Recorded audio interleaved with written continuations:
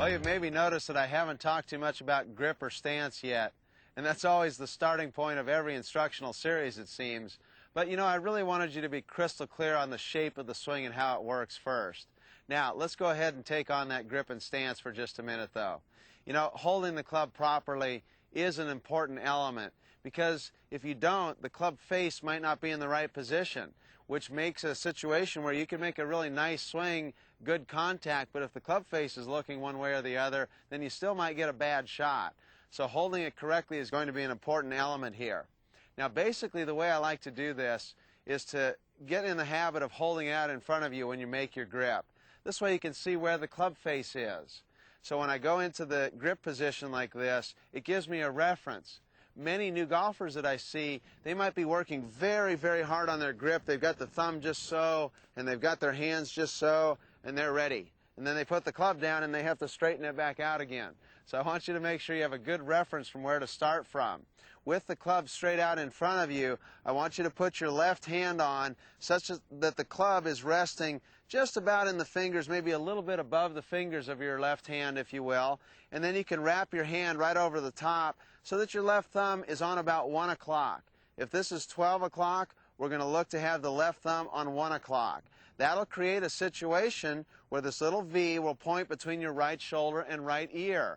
This is going to keep you in the ballpark for the left-hand position. Now, Paul Azinger likes to grip it this way. Johnny Miller likes to grip it that way. So there is some room for individuality, but this will keep you in the ballpark to have that V pointing between your right shoulder and right ear. Now what you're going to do is you're going to take the two fingers here on the other hand and put it right up against this forefinger so that this little finger wraps right on top like that. Now you're going to close your hand over on top of this thumb so that your lifeline right there rides right on top of the thumb like that. So this other thumb, if you will, your right thumb, is going to be on the other side of the shaft. So the left thumb is on the right side, the right thumb is on the left side, over in this area here.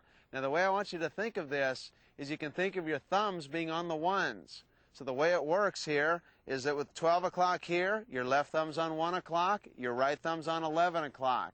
You can also see there's not a big gap here between my knuckle and thumb. They're pretty close together there, if not touching. So this is going to put you in the ballpark for your grip position. This V, if you will, on the right hand is also going to match very closely where the V on the left hand is. So that will set your hands in a good position. And with this club out straight like this as a starting point, you're going to be in great shape for getting that grip in the right spot. Now, when it comes to the stance, this is the other important element of being able to stand in a way so that your swing doesn't require any sort of manipulation. You have to remember when we're hitting a golf shot, we're hitting a ball that's down on the ground. Even with a driver, it's well down, if you will. So you can imagine that if I stand too tall, I'm going to have a problem getting down to where that ball is. You can imagine up here, if I were to stand in a body position that were straight up and down, well, as I turn my body back and forth, the club would really rather go up here. My ball's down on the ground, so I have to give it a little bend from the waist to set myself up to hit that ball down there. So it's going to be a slight knee flex and a bend from the waist. So the way you can do this, it's a really easy way to find it, is to go ahead and sort of bend from the waist first with the legs too straight at the moment and give it a little tiny knee flex just like that. Your knees and your shoulders will be fairly well in line with one another. That's going to be important to keep you in balance, because if I get out too far out toward my toes or leaning too far backward, I won't be in balance. So you're going to get a sense for a slight knee flex and a slight bend from the waist, and that's going to put me in a good balanced position to go ahead and swing. And again, I won't need to make any sort of manipulation. I go ahead and swing it up over my shoulder, back down to where the ball is, and because I'm standing in this athletic position, it'll help me to get down to where the ball is.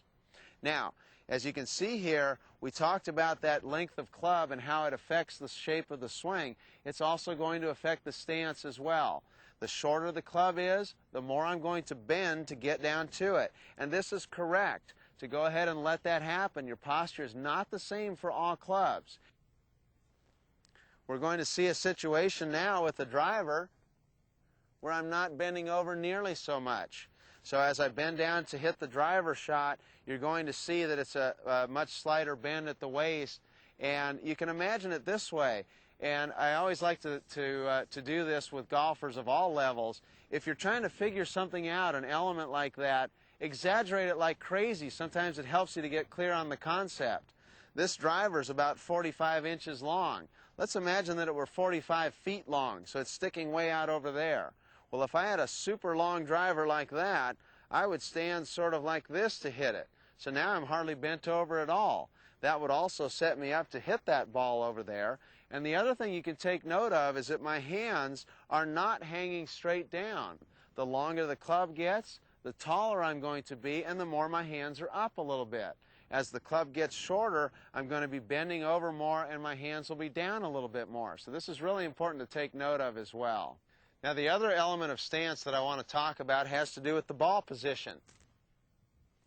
I've got a short iron here. This is a sand wedge.